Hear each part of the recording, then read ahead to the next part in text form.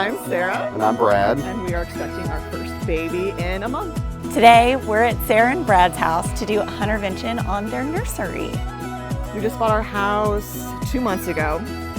So we've had a lot of projects going on, and the nursery is obviously the biggest project. We come into a space and do a little bit of touch-ups. We paint the walls, new furniture, and add a ceiling fan to the space to really brighten it up and invigorate the space. We've seen the studies that show having a ceiling fan in the nursery helps reduce the risk of SIDS. And also just because we want to keep air circulating in the room, and we think a ceiling fan is a really pretty light fixture too. So it's kind of dual function and fashion. And the ceiling fan that we've selected for this look is the new Hepburn in a copper finish.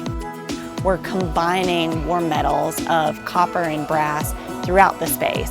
That's going to help it feel very mid-century, but it's also going to play on all of the pinks that we're using in the room because, surprise, it's a girl.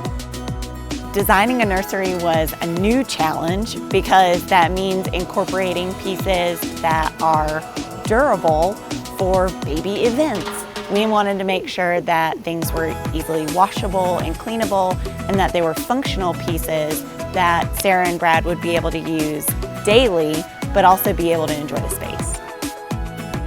Oh my God. This is beautiful.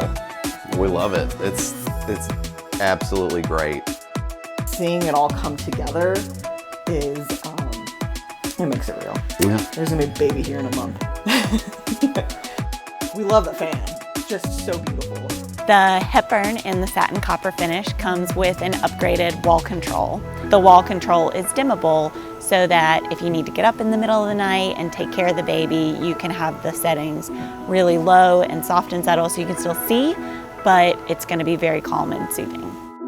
Yeah, thanks to Hunter, the room is totally ready to go. Whether we're ready to go or not, that's a different story.